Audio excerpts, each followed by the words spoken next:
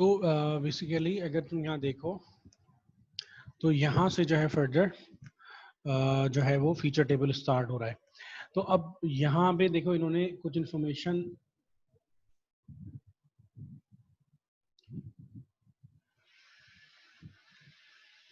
यहाँ ऑथर की इंफॉर्मेशन दी हुई है, ठीक है।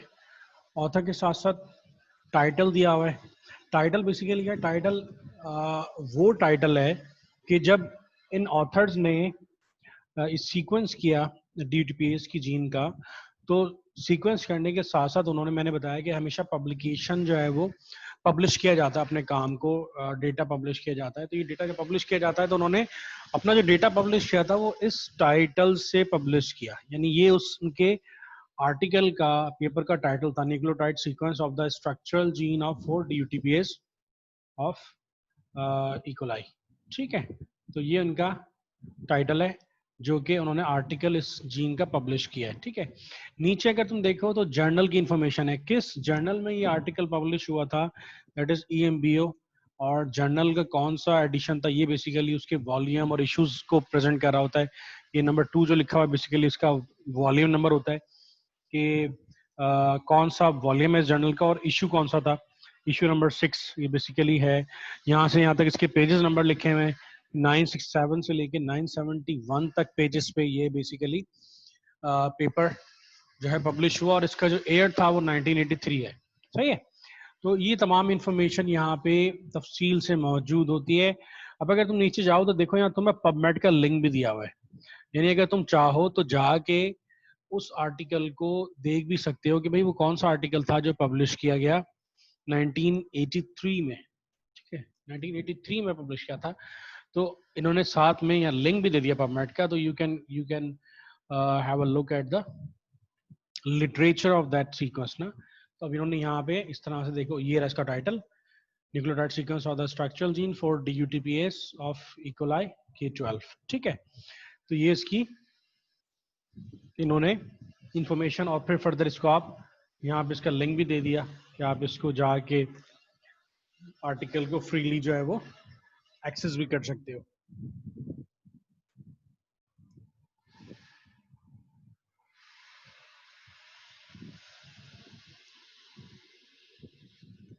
ठीक है, तो यहाँ पे अगर तुम देखो तो ये इंफॉर्मेशन भी यहाँ पे ये फुली एक्सेसिबल है, इसको तुम आर्टिकल को जाके एक्सेस भी कर सकते हो। तो इसमें से भी तुम्हें इस आर्टिकल की जो उन्होंने बेसिकली सीक्वेंस किया है वो कैसे किया और उसके क्या स्ट्रैटेजी उन्होंने की, तो ये तमाम इंफॉर्मेशन जो है ना उनके काम की, जो उन्होंने ये प्राइमरी सीक्वेंस किया इस जीन को, उन्होंने किस तरह से इसको की, ये तमाम इंफॉर्मेशन तुम्हें यहाँ पे इनके आर्टिकल में, जिसका लिंक यहाँ मौजूद होगा तुम्हारे पास, ये देखो तुम्हारे पास डिस्प्ले हो जाएगी, ये रिजल्ट इन्होंने किस तरह से किया, ठीक है। और ये फर्दर इस तरह से ये तमाम चीज़ें, कौन सा वेक्टर इन्होंने यूज़ किए, ठीक है, ये तमाम इंफॉर्मेशन तुम्हें यहाँ से तुम एक्सेस कर सकते हो। तो यहाँ पे तुम्हें जीन बैंक में इसकी पबमेड की आईडी भी मिल जाती है। दूसरा साथ साथ अगर कोई एडिशनल कमेंट दिए हैं, दिए गए हैं, वो ऑथर नहीं दिए थे, ठीक है, उन्होंने इसको अपने इस डेटा को जो इन्होंने 1983 में पब्लिश किया था उसको उन्होंने 1985 में रिव्यू भी किया था, ठीक है, और यही साहब थे ये जिनका ये पेपर है, उन्होंने इसको रिव्यू किया था, ठीक है। नीचे अगर आ जाओ तो फीचर्स के अंदर ही अगर तुम देखो तो फीचर्स के अंदर फर्दर जो हेडिंग्स हैं वो शुरू होती हैं, वो बेसिकली सोर्स की है, फिर रेगुलेटरी एलिमेंट्स की। अब देखो यहाँ जो इन्फॉर्मेशन शुरू हो रही है ना, यहाँ तक, यहाँ से जो आगे इन्फॉर्मेशन शुरू हो रही है बेसिकली ये सारी फीचर टेबल की है। ऊपर थोड़ी सी कंफ्यूजन थी, मैंने यहाँ थोड़ा सा आपको जो है ना वो ये मिस गाइड किया यहाँ पे। ये बेसिकली ये तमाम इन्फॉर्मेशन रेफरेंस की, ऑथर की, टाइटल की, जर्नल की, कमेंट, यहाँ तक ये तमाम हेडर सेक्शन है, ठीक है।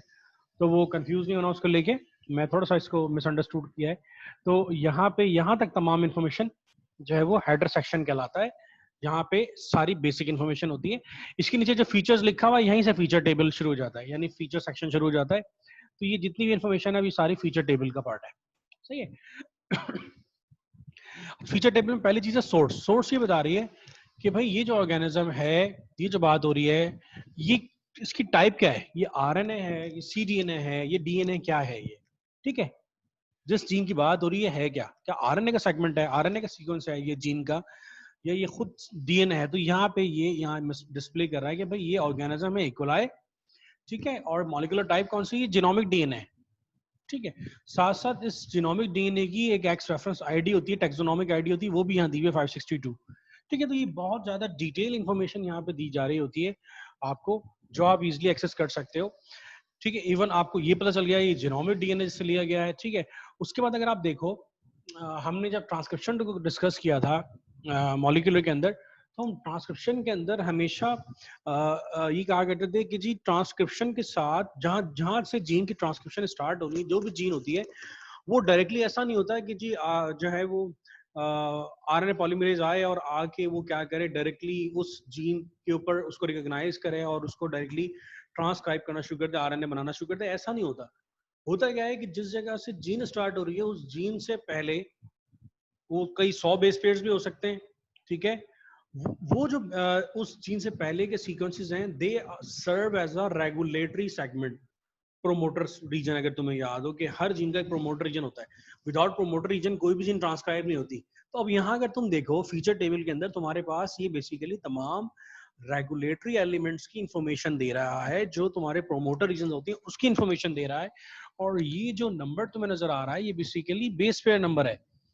क्या मतलब है कि अगर ये 1 से लेके 609 बेसिस पर मुश्तमिल है, तो इसका जो रेगुलेटरी रीजन शुरू हो रहा है वो कहां से स्टार्ट हो रहा है, वो किस किस जगह पर है, वो 286 से लेके 291 बेसिस तक है, ठीक है।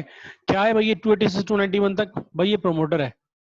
प्रोमोटर का कौन सा रीजन है, ये -35 रीजन है। अगर तुम्हें याद हो हमने डिस्कस किया था -35 रीजन क्या होता है, प्रोकैरियोट्स के अंदर दो रीजन होते हैं -35, और एक और रीजन होता है जो कि -10 रीजन कहला रहा होता है, जो 10 बेस पेयर्स पीछे होता है, ठीक है। तो वो रीजन कहाँ है, अब तुम ये देखो 286 से 291 तक क्या है, प्रोमोटर रीजन है, ठीक है। दूसरा रेगुलेटरी रीजन कहाँ से शुरू हो रहा है, वो 310 से 316 तक है। भाई ये क्या है, ये भी प्रोमोटर रीजन है। और ये प्रोमोटर रीजन का कौन सा सेक्शन है, ये -10 सेक्शन है, -10 रीजन है, ठीक है। तो यहाँ देखो इतनी डिटेल इंफॉर्मेशन तुम्हें मिल रही है कि जीन का की इतनी डिटेल इंफॉर्मेशन कि इसका रेगुलेटरी जो सेगमेंट्स हैं वो शुरू कहाँ से हो रहे हैं और कहाँ खत्म हो रहे हैं।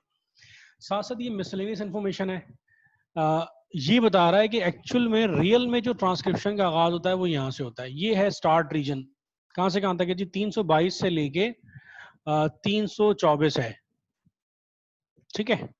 तो ये बेसिकली क्या है, ये यहाँ से ट्रांसक्रिप्शन का स्टार्ट रीजन है, ये इन्फॉर्मेशन तुम्हें मिल रही है।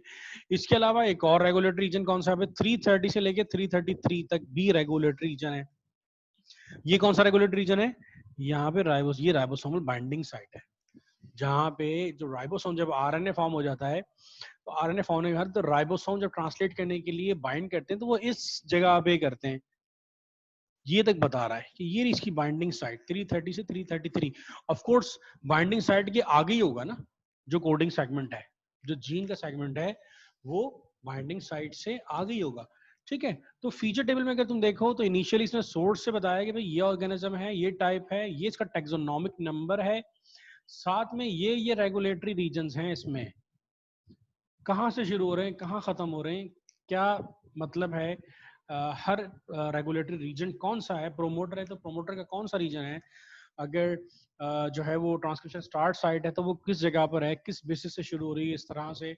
अगर राइबोसोमल बाइंडिंग साइट है तो वो कहाँ से उसका आगाज हो रहा है, ये तमाम इंफॉर्मेशन यहाँ तुम्हें फीचर टेबल में डिटेल में मौजूद होती है। अगर उसके नीचे आ जाओ तो तुम्हें नजर आएगा CDS। अब CDS क्या है बेसिकली, CDS जो है वो इज स्टैंड फॉर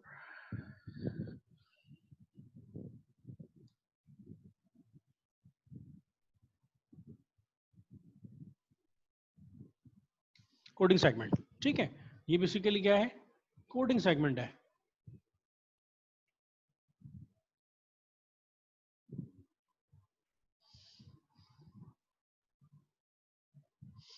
अब कोडिंग सेगमेंट में अगर आ जाओ तो सीडीएस में तुम्हें बता रहा है कि ये एक्चुअली रियल में जो आपकी जीन स्टार्ट हो रही है, यानी जहाँ से जीन की ट्रांसक्रिप्शन स्टार्ट होगी, जहाँ से ये इस DUTPase के जीन का RNA फॉर्म होगा, जो फर्दर ट्रांसलेशन के नतीजे में प्रोटीन फॉर्म करेगा, वो किस बेस किस न्यूक्लियोटाइड से, कौन से नंबर की बेस पेयर से जो है उसका आगाज होगा, कहाँ से वो स्टार्ट होगा। तो ये यहाँ पे इसकी इंफॉर्मेशन यहाँ सीडीएस की मौजूद है कि जो एक्चुअली आपका स्टार्टिंग में सीडीएस है वो कहाँ से शुरू हो रहा है, 343 से 798 बेसिस तक।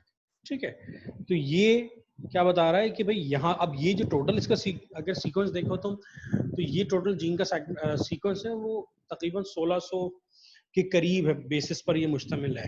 ठीक है, तो अब क्या है, इसका एक कोडिंग सेगमेंट जो नजर आ रहा है वो कहाँ से कहाँ तक है, वो 343 से 798 बेसिस तक है। ठीक है, और ये वाला जो साइड है यहाँ से यहाँ तक, ये कितने अमाइनो एसिड का रेसिड्यू बना रहा है, ये 151 अमाइनो एसिड्स जो है वो क्या कर रहा है, कोड कर रहा है। यानी जो आरएनए बनेगा वो फर्दर कितने जो कोड्स बनेंगे आरएनए के, वो बेसिकली फर्दर 151 अमाइनो एसिड्स को क्या करेंगे, हमें ट्रांसलेट होंगे। ठीक है, कहाँ से स्टार्ट हो रहा है, इसका स्टार्ट बता रहे हैं। इसके अलावा इसकी अब देखो, ये क्योंकि ट्रांसलेट होके क्या बनाएगा, कोडिंग सेगमेंट कोई ना कोई प्रोटीन बनाएगा ना, ये DUTPase की प्रोटीन बनाएगा। अब ये जो प्रोटीन की इंफॉर्मेशन है ये तुम्हें कहाँ से मिलेगी, तो देखो इसने क्या किया, यहाँ पे इसने डिफरेंट डेटाबेसेस के साथ इसको लिंक कर दिया है इंफॉर्मेशन को। ठीक है, अगर तुम यहाँ पे देखो तो तुम्हें यहाँ पे डिफरेंट डेटाबेसेस की इंफॉर्मेशन जो है वो नजर आ रही है, डिफरेंट हाइपरलिंक्स तुम्हें यहाँ नजर आ रहे हैं। तो अगर तुम इन हाइपरलिंक्स को क्लिक करोगे तो तुम स्ट्रेट अवे ये जो सेगमेंट है फ्रॉम 343 टू 798 बेसिस का, जो कि ट्रांसलेट होके 151 अमाइनो एसिड बना रहा है, तो ये कौन सी प्रोटीन बना रहा है, उसका स्ट्रक्चर क्या है, तो ये तुम्हें यहाँ ये तमाम इंफॉर्मेशन दे रहा है डिफरेंट डेटाबेस के साथ लिंक करके। फॉर एग्जांपल हम यहाँ एक को देख लेते हैं जाके, फॉर एग्जांपल ये हम इसको क्लिक कर लेते हैं। ठीक है, तो हम यहाँ इंटरप्रो डेटाबेस पे चले गए जो कि प्रोटीन सीक्वेंस डेटाबेस है। तो यहाँ पे तुम्हें इसकी फर्दर डिस्क्रिप्शन मिल जाएगी, और भी बहुत सारे डेटाबेसेस हैं जो ये डिस्प्ले कर रहा है यहाँ पे, जिन पे आप जाके, ये तो जीन बैंक की आईडी इसने दी है, और एक और थी यहाँ ये PDB प्रोटीन डेटा बैंक। ठीक है, अगर यहाँ जाओ तो तुम्हें इसकी प्रोटीन की और ज़्यादा रिफाइन करके जो स्पेसिफिक इंफॉर्मेशन है वो तुम्हें यहाँ देखो, इसका जो स्ट्रक्चर होगा 3D वो भी यहाँ बता रहा है कि ये इट लुक्स लाइक दिस, कि ये जो आपके 151 अमाइनो एसिड्स हैं they form a 3D structure like this. ठीक है, तो ये क्या हो गया, इसमें क्रॉस रेफरेंस कर दिया, क्रॉस लिंक्ड कर दिया अपनी कोडिंग सेगमेंट की इंफॉर्मेशन को डिफरेंट डेटाबेसेस के साथ। ठीक है, अब अगर नीचे आओ तो यहाँ देखो तुम्हें अब ये डिफरेंट डेटा, PDB है प्रोटीन डेटाबेस है, इंटरप्रो भी डेटाबेस है, और ये डिफरेंट डेटाबेसेस हैं, साथ साथ यूनिप्रॉड, स्विसप्रॉड, ये तमाम प्रोटीन डेटाबेसेस हैं जिसके साथ इसने इंफॉर्मेशन को क्या किया हुआ है, क्रॉस लिंक्ड कर दिया है। ठीक है, अच्छा अब इसके बाद अगर देखो तो नीचे जो है ना, इसने ये जो कोडिंग सेगमेंट है 343 से लेके 798 बेसिस का, ये जब ट्रांसलेट होगा ट्रिपलेट कोड के अंदर, ये जब ट्रांसलेट होगा तो ये कौन सा अमाइनो एसिड का सीक्वेंस बनाएगा, उस अमाइनो एसिड का जो प्राइमरी सीक्वेंस है वो भी यहाँ पे इन्होंने डिस्प्ले किया हुआ है कि बेसिकली जो सीक्वेंस होगा, ऑर्डर होगा जो अमाइनो एसिड्स का, वो इस तरह से होगा। ठीक है, तो इसकी ट्रांसलेशन की स्कीम भी दिखाई हुई है कि ये, अब ये देखो यहाँ पे मैंने स्टार्टिंग में जब मैं पढ़ा रहा था तो मैंने बताया था कि ये तुम्हें पता होना चाहिए कि इसको IUPAC लेटर से रिप्रेजेंट करते हैं अमाइनो एसिड को। हर अमाइनो एसिड का एक IUPAC लेटर होता है, और तुम अगर यहाँ देखो तो ये IUPAC लेटर के अंदर ही इंफॉर्मेशन दी जा रही है। ठीक है, ये तमाम प्रोटीन्स की इंफॉर्मेशन तुम्हें आयोपैक का की जो स्कीम है उसमें ही दी जा रही है। अब ये तमाम इंफॉर्मेशन ये बता रही है कि भाई ये वाला जो कोडिंग सेगमेंट है वो ये वाले प्रोटीन अमाइनो एसिड्स इस तरह से ये अमाइनो एसिड्स बना रहा है जिनकी जो पैटर्न है वो पैटर्न इस तरह से है, ठीक है। तो ये इन्फॉर्मेशन तुम्हें यहाँ से मिल गई। अच्छा, आगे फर्दर क्या करता है ये 798 के बाद ये कहता है फर्दर आगे मजीद कुछ फीचर्स हैं, वो कौन कौन से हैं, मिसलेनियस फीचर क्या है, ये बता रहा है कि भाई 831 से 851 तक तुम्हें यहाँ पे स्टैम लूप स्ट्रक्चर्स भी जो है वो मिलेंगे, ठीक है। अब डिफरेंट स्ट्रक्चर्स आपको पता है कि होते हैं जीन के अंदर, जिनमें हमने स्टैम लूप होता है। स्टैम लूप बेसिकली अगर तुम्हें याद हो हमने डिस्कस किया था कि ड्यूरिंग खासतौर पे जब ट्रांसक्रिप्शन के दौरान जब ट्रांसक्रिप्शन जो है वो स्टॉप हो रही होती है तो उसके डिफरेंट पैटर्न्स होते हैं स्टॉप करने के ना, ठीक है। कुछ आरएचओ डिपेंडेंट होते हैं, कुछ आरएचओ इंडिपेंडेंट होते हैं, तो वहाँ पे एक स्टेम लूप स्ट्रक्चर भी बन रहा होता है। तो वो क्या हो रहा होता है कि जो आरएनए फॉर्म होता है आगे ऐसी सिमिलर बेसिस आ रही होती हैं जो जब रीड होती हैं तो they form a structure like they form a loop like structure ना, वो लूप लाइक स्ट्रक्चर बना रही होती हैं। तो ये उसकी इंफॉर्मेशन भी यहाँ पर मौजूद है जो इन्होंने बताई है कि भाई ये 831 से 851 के दरमियान जो है वो क्या है स्टैम्प लूप स्ट्रक्चर है। इसके अलावा कुछ रीजन्स हैं, इन्वर्टेड रिपीट्स हैं, वो कहाँ कहाँ पर मौजूद हैं उसकी इंफॉर्मेशन भी यहाँ दी हुई है। अगर आप देखो तो वो यहाँ से यहाँ तक, इस रीजन से इस रीजन तक इन्वर्टेड रिपीट्स हैं। ये बेसिस की जो है वो आपको इंफॉर्मेशन बताई हुई है। इस तरह से मजीद कुछ मिसलेनियस फीचर्स बताए हुए हैं, ठीक है। यहाँ पर भी स्टैम्प लूप स्ट्रक्चर है, यहाँ पर भी इन्वर्टेड रिपीट्स हैं, ठीक है। उसको इसमें इन्वर्टेड रिपीट भी कह दिया, ठीक है। इस तरह से फर्दर रेगुलेटरी सेगमेंट, एक और जगह भी रेगुलेटरी सेगमेंट है, वो कहाँ से कहाँ तक है, वो यहाँ से यहाँ तक है, ठीक है। और उस पर आरएन जो है वो राइबोसोमल बाइंडिंग साइट मौजूद है, ठीक है। यानी एक तो राइबोसोमल बाइंडिंग साइट अगर आप देखो तो यहाँ पे राइबोसोमल बाइंडिंग साइट मौजूद थी जिसकी इंफॉर्मेशन इसने यहाँ दी थी 330 से 333 तक, ठीक है। और इसके बाद जो राइबोसोमल बाइंडिंग साइट है एक और है, वो कहाँ पर है, वो किस जगह पर है, वो स्टार्ट हो रही है फ्रॉम 889 से 895 तक,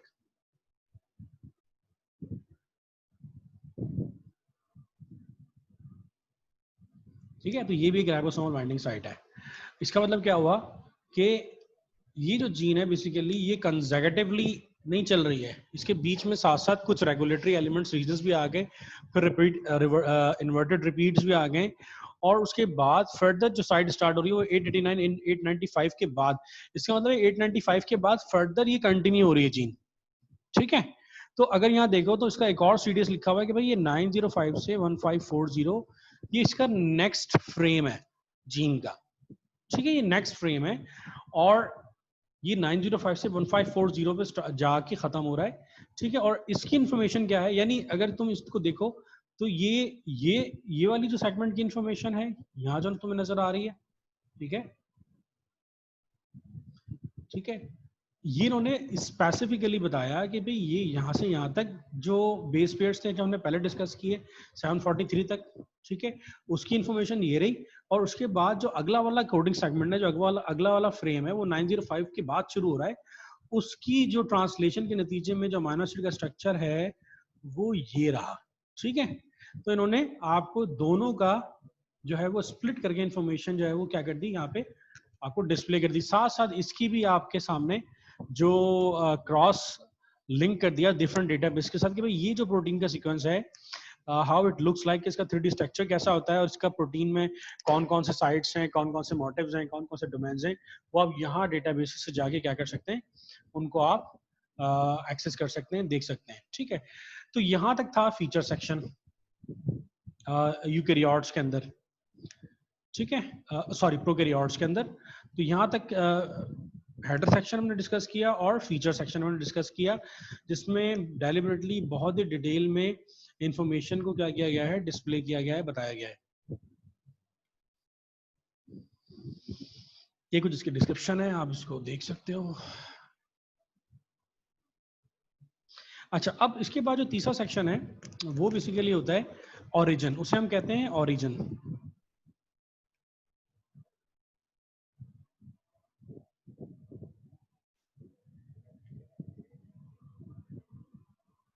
ओरिजिन का मतलब ये होता है कि अब तुमने फीचर टेबल में देखा कि इंफॉर्मेशन बहुत ज़्यादा तुम्हें ब्रेक करके स्पेसिफिकली बताई गई थी कि भाई किस सेगमेंट का, किस सेक्शन का क्या मतलब है, ठीक है, और कौन सा सेक्शन है जो कि रेगुलेटरी है, कौन सा सेक्शन है जो कि कोडिंग है, कौन सा है जहाँ पे राइबोसोम बाइंड करते हैं।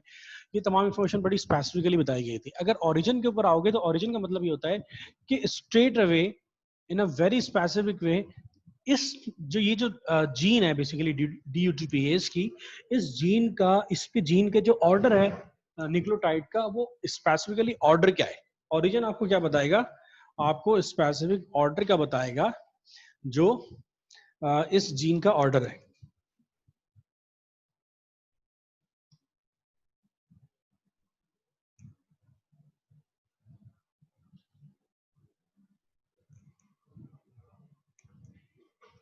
ये जीन जो है बेसिकली ये ऑर्डर बेसिकली क्या है, ये अरेंजमेंट है उन तमाम न्यूक्लियोटाइड्स की जो कि बेसिकली ये जीन बना रही है प्रोकैरियोट्स के अंदर।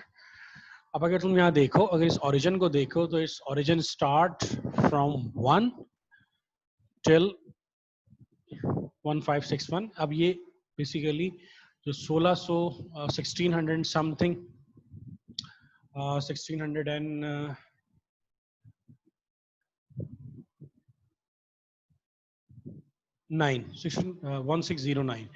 अब ये जो 1609 बेसिस हैं उनका जो ऑर्डर है, ओरिजिन भी यही बता रहा है। अगर तुम यहाँ ओरिजिन को देखो तो इसमें 2-3 चीजें समझने वाली हैं। ओरिजिन में समझने वाली बात क्या है, पहली बात तो ओरिजिन में समझने वाली ये है कि ओरिजिन को अगर तुम देखो तो इट स्टार्ट फ्रॉम 1, ठीक है, और यहाँ पे इसको स्प्लिट किया गया है इस सीक्वेंस को, ठीक है, 10-10 बेसिस में, ठीक है। ये 10 बेसिस हैं, ये 10 बेसिस हैं, ये 10 बेसिस हैं, ये यहाँ तक n बेसिस हैं, यानी 1 2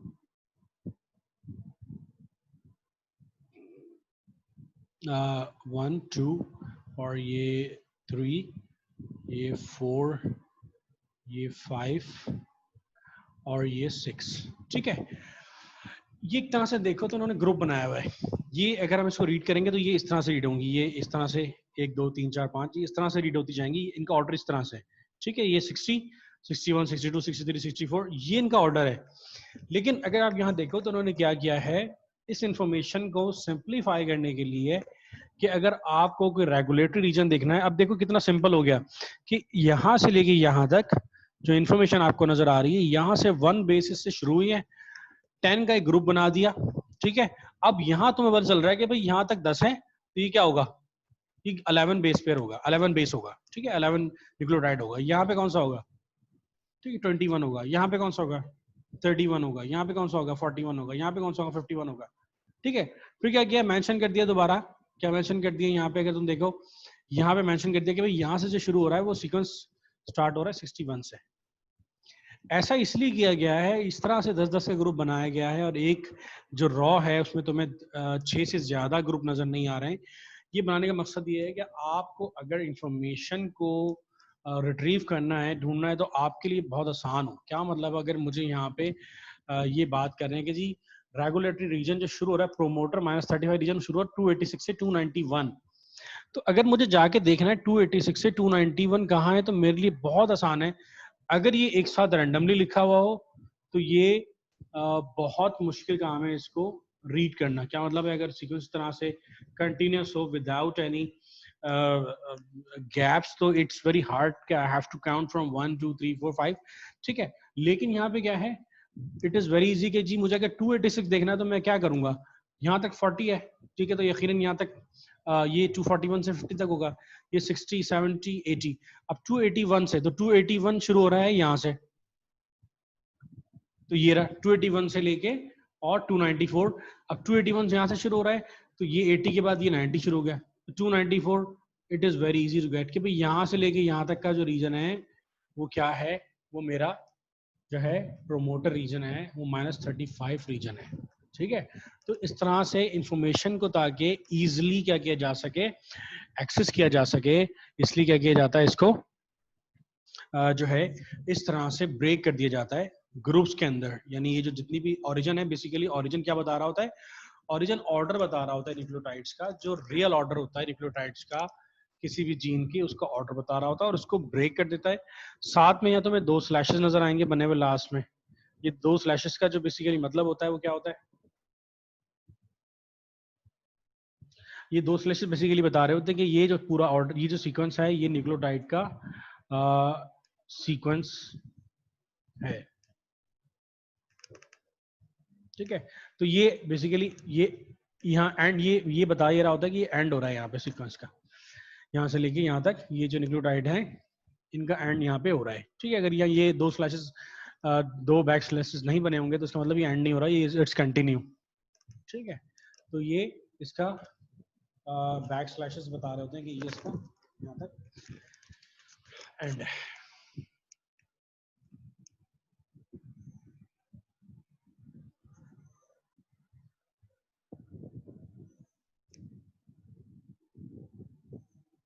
अच्छा, अब इस इंफॉर्मेशन को, ये तो तुम्हारे पास है, ये तुम्हारे पास इस जीन की इंफॉर्मेशन आ गई। इस इंफॉर्मेशन को, क्योंकि प्रोकैरियोट्स की बात हो रही है, ये इंफॉर्मेशन को हम क्या कर सकते हैं, हम इस इंफॉर्मेशन को अपने पास क्या कर सकते हैं, सेव भी कर सकते हैं अगर हम चाहें तो, ये in the form of file.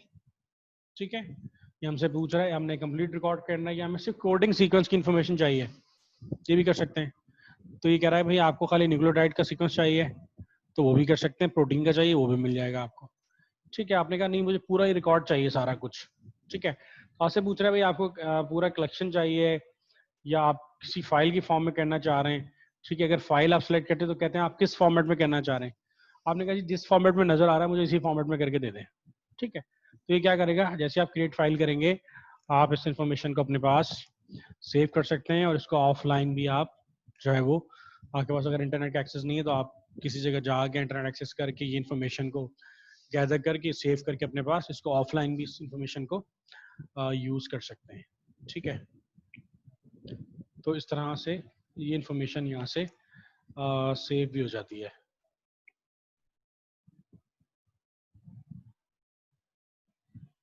अब ये देखो, हमने अगर ये न्यूक्लियोटाइड की सीक्वेंस की इंफॉर्मेशन को अगर सेव किया तो इसने खाली न्यूक्लियोटाइड का जो सीक्वेंस है ना उसको पूरा यहाँ पे हमारे सामने लाके जो है वो डिस्प्ले कर दिया एक फाइल की फॉर्म में, नोटपैड की। ठीक है, अब यहाँ से शुरू हो रहा है इसकी, जस्ट उन्हें डिस्क्रिप्शन बता दी थोड़ी सी और इसके बता दिए लिंक्स कहाँ कहाँ पर हैं। सही है, प्रोटीन की आईडीज बता दी और यहाँ से सेगमेंट शुरू हो गया। ठीक है, ये फ्रॉम 1 to 1609 तक अगर तुम्हें ऑर्डर पता करना है चाहिए तो यहाँ से तुम इसको कॉपी कर सकते हो, इस ऑर्डर को यहाँ से।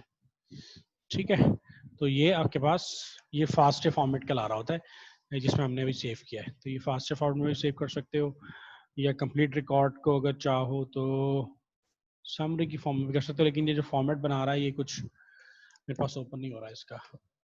हाँ ये नहीं, ये टेक्स्ट के फॉर्म में आ गया, ये इसकी समरी भी आ गई। ठीक है, तो अगर आपको सेव करनी है समरी तो ये समरी भी आपके पास ये फॉर्म में सेव हो सकता है।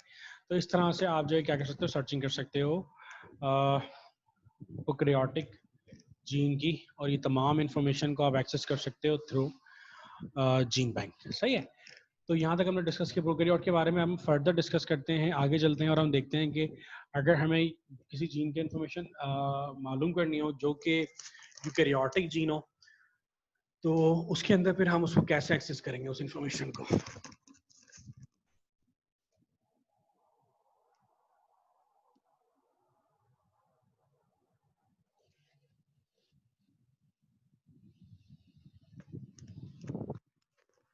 यूकैरियोट्स की अगर हम बात करते हैं तो यूकैरियोट्स में सबसे पहले, जैसे हमने प्रोकैरियोट्स में कुछ कैरेक्टरिस्टिक्स डिस्कस किए थे, तो हम यहाँ पर भी कुछ कैरेक्टरिस्टिक्स हैं जो हमें अपने जहन में रखने होंगे कि जब यूकैरियोट्स की बात करते हैं तो यूकैरियोट्स का मतलब ही होता है कि दे हैव अ ट्रू न्यूक्लियस में।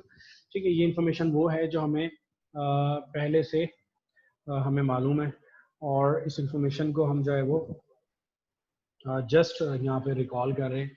जी यूकैरियोट का कैरेक्टरिस्टिक्स ये होता है कि वो एक ट्रू न्यूक्लियस रखता है, साथ साथ उसके अंदर मेम्ब्रेन बाउंड ऑर्गेनल्स होते हैं। ठीक है, वो कौन कौन से होते हैं तुमको पता है, माइटोकॉन्ड्रिया है, एंडोप्लाज्मिक रेटिकुलम है, ठीक है, प्रोक्सोसोम्स हैं। इसके अलावा जो इम्पोर्टेंट बात है यहाँ पे समझने वाली वो ये है कि जो यूकैरियोट्स होते हैं, यूकैरियोट्स के अंदर अगर तुम कोडिंग सेगमेंट देखो, जब हमने प्रोकैरियोट्स की बात की थी, तो प्रोकैरियोट्स के अंदर जो कोडिंग सेगमेंट होता है, कोडिंग सेगमेंट का जो फ्रैक्शन है वो 70% तक होता है टोटल जीनोम का, टोटल न्यूक्लिक एसिड का जो कोडिंग सेगमेंट होता है, यानी जो प्रोटीन बना रहा होता है वो 70% था। लेकिन अगर तुम यूकैरियोट्स की बात करो तो टोटल जीनोम का, यानी 100% जीनोम का न्यूक्लिक एसिड का जो कोडिंग सेगमेंट होता है वो इज ओनली 2 to 3%। ठीक है, 2 से 3% होता है। और बाकी 98% तक जो है वो जंक डीएनए होता है, नॉन कोडिंग सेगमेंट होता है।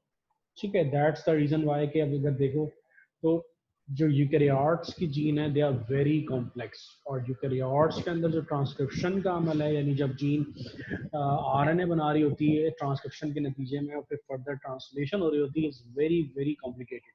ठीक है, as compare to the prokaryotes के, प्रोकैरियोट्स के अंदर तो ट्रांसक्रिप्शन और ट्रांसलेशन कपल्ड होता है, लेकिन यूकैरियोट्स के अंदर ऐसा नहीं होता कि उसके अंदर दोनों रिएक्शन कपल्ड हो, बल्कि होता क्या है कि ट्रांसक्रिप्शन जब तक कंप्लीट नहीं होती उस वक्त तक ट्रांसलेशन नहीं होती। इवन कि ट्रांसक्रिप्शन कंप्लीट होने के बाद भी जो यूकैरियोटिक जीन सीक्वेंसेस होते हैं, जो आरएनए होता है यूकैरियोट्स का, जो ट्रांसक्राइब करके बना होता है, स्टिल इट्स नॉन फंक्शनल, कि उसको फर्दर मॉडिफिकेशन से गुजरना पड़ता है। और ये जो आरएनए होता है किसी भी यूकैरियोटिक जीन का, ये जो एमआरएनए बेसिकली जिसे हम कह रहे होते हैं, ये एमआरएनए दो तरह के सेगमेंट्स को, दो तरह के फ्रैक्शंस को कैरी कर रहा होता है अपने साथ। वो फ्रैगमेंट बेसिकली एक्सोनिक रीजन्स और एंट्रॉनिक रीजन्स कहलाते हैं, या एक्सॉन या इंट्रॉन्स कहलाते हैं। एक्सॉन बेसिकली कोडिंग रीजन्स होते हैं, जबकि जो इंट्रॉन्स हैं वो नॉन कोडिंग सेगमेंट्स होते हैं। ठीक है, तो ये जो आरएनए होता है ट्रांसक्रिप्शन के नतीजे में बनता है यूकैरियोट्स में, ये दोनों तरह के रीजन्स को कैरी कर रहा होता है।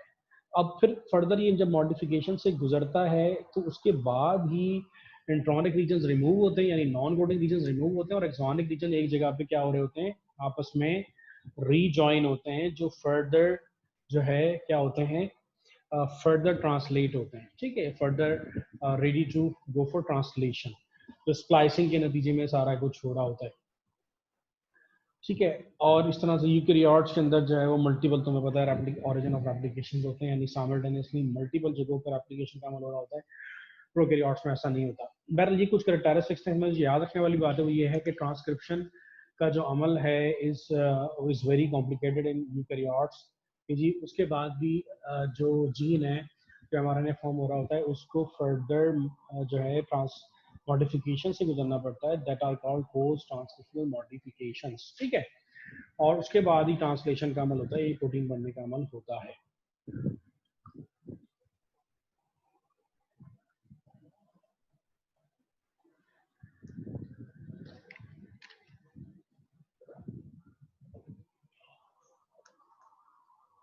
अगर हम यूकैरियोट्स की बात करें तो अब देखो सर्चिंग क्राइटेरिया क्या होगा। सर्चिंग क्राइटेरिया जब हम किसी यूकैरियोटिक जीन की बात कर रहे हैं तो जो एग्जैक्टली जो वे है, जिस तरह से अभी हमने सर्चिंग की है बिल्कुल वैसे ही सर्चिंग होगी।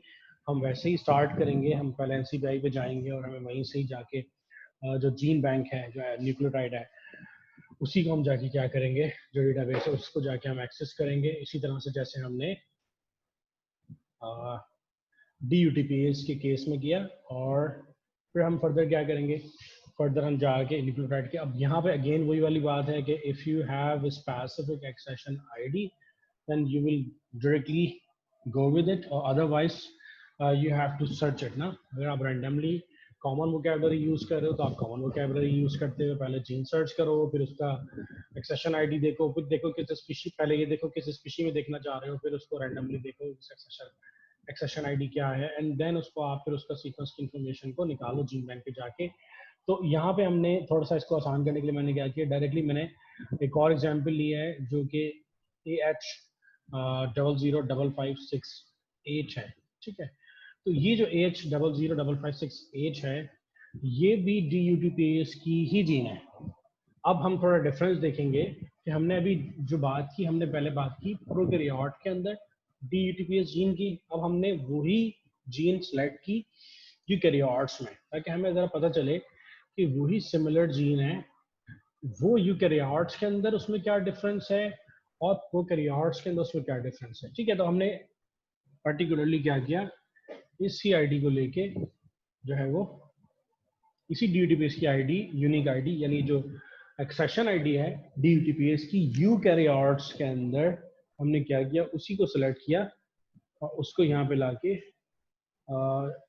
जीन बैंक में सर्च कर लिया।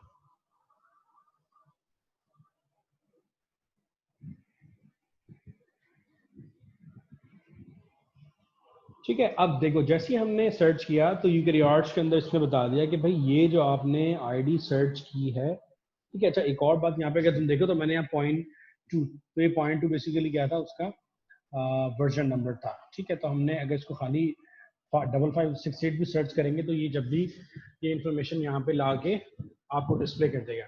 तो अब जब हमने यही इंफॉर्मेशन यहाँ पे जब सर्च की तो इसने क्या किया, इसने ये किया कि इसने ला के यहाँ पे इंफॉर्मेशन को हमारे सामने रिफाइन कर दिया।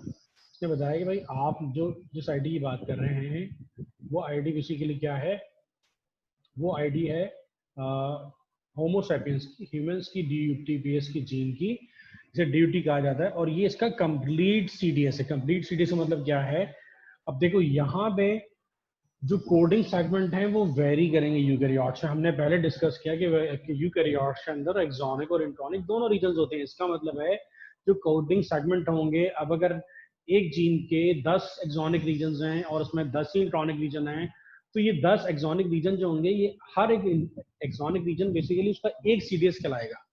1 कोडिंग सेगमेंट 1, कोडिंग सेगमेंट 2, 3, 4, 5, 6, 7। ठीक है, क्योंकि अलग अलग सेगमेंट्स है ना। ठीक है, बीच में इंट्रॉन्स हैं। ठीक है, तो अब ये कंप्लीट CDS का मतलब ये है कि कंप्लीट कोडिंग सेगमेंट, तमाम के तमाम एक्सॉन्स की इंफॉर्मेशन। ठीक है, और साथ में ये बता रहा है कि ये बेसिकली अल्टरनेटिवली स्प्लाइस्ड होते हैं। अगर तुम्हें याद हो तो स्प्लाइसिंग जब मैंने पढ़ाया था तो मैंने बताया था कि स्प्लाइसिंग में एक चीज होती है, एक टाइप होती है, that is alternative splicing.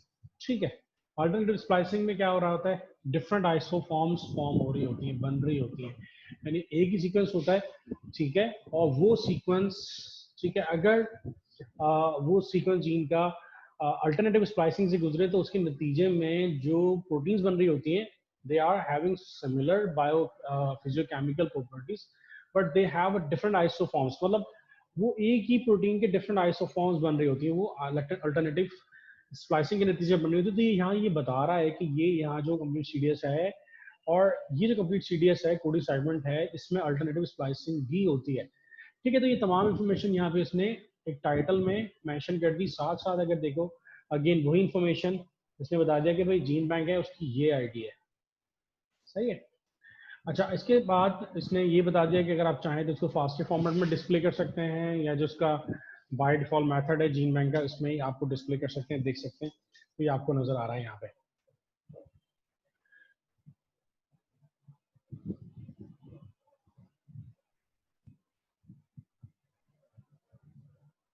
Alternative splicing अगर समझ में नहीं आए तो जाके मेरा पुराना वाला लेक्चर देखना, तुम्हें याद आ जाएगा कि अल्टरनेटिव स्प्लाइसिंग में मैंने क्या बताया था नॉलेज के अंदर। So you will understand better more easily. अच्छा, अगेन अगर यहाँ पे आ जाओ तो फिर अगर तुम देखो अगेन जो यूकैरियोट्स के अंदर भी, जैसे प्रोकैरियोट्स के अंदर हमने डिस्कस किया कि सबसे पहले हेडर सेक्शन होता है, हेडर सेक्शन के बाद फर्दर जो है वो आपका जो है वो फीचर टेबल होता है, एंड देन जो है जो है वो ओरिजिन होता है। तो जैसे प्रोकैरियोट्स में इंफॉर्मेशन दे रहा है, यहाँ पर भी वो इंफॉर्मेशन दे रहा है।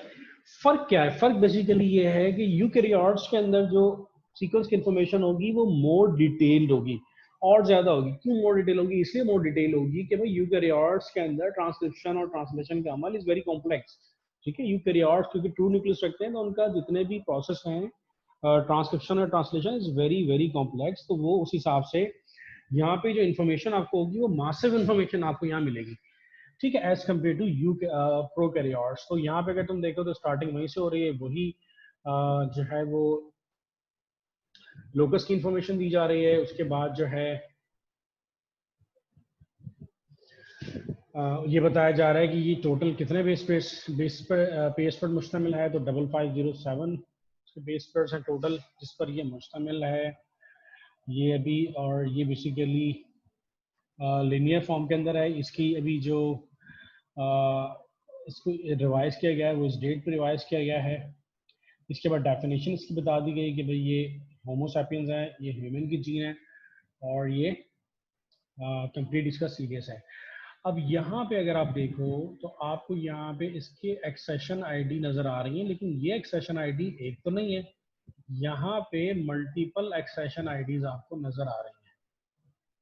ठीक है, तो यूके प्रोकैरियोट्स में तो ऐसा नहीं था, वहां तो एक्सेशन आईडी एक ही थी।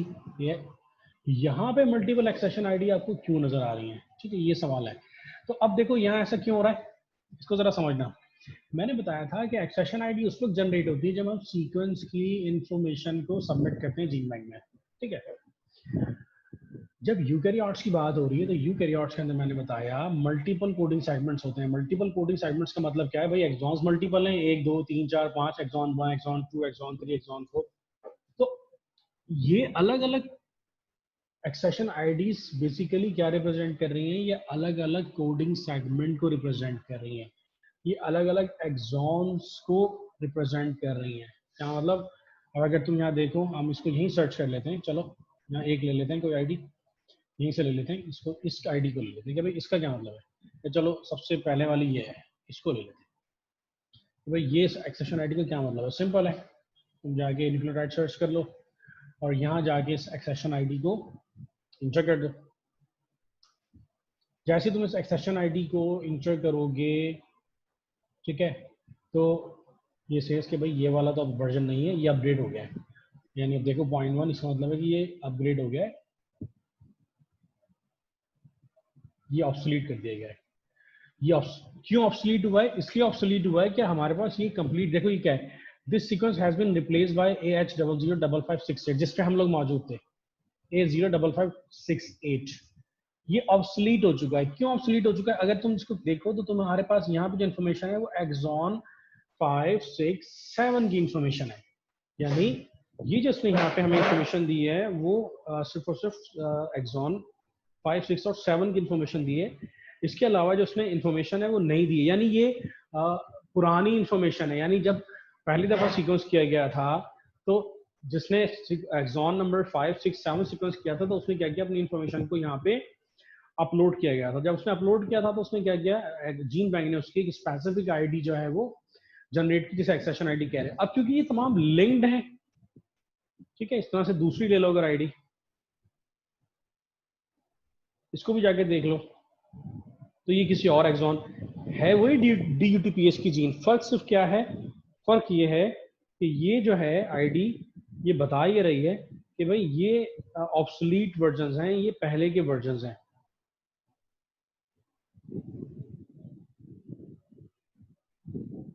अब ये देखो, ये एक्सॉन 4 की इंफॉर्मेशन है सिर्फ। मैंने बताया ना यूकैरियोट्स में मल्टीपल कोडिंग सेगमेंट होंगे। मल्टीपल कोडिंग सेगमेंट का मतलब है मल्टीपल एक्सॉन्स, ठीक है ना।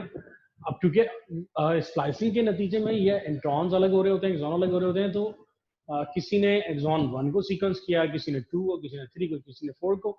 जब वो ये तमाम इंफॉर्मेशन को अपलोड करता चला गया जीन बैंक डेटाबेस के अंदर, तो उसके नतीजे में हुआ क्या, जीन बैंक ने मल्टीपल एक्सेशन आईडीज क्रिएट कर दी और इन तमाम मल्टीपल एक्सेशन आईडीज को लास्ट में क्या किया, जीन बैंक ने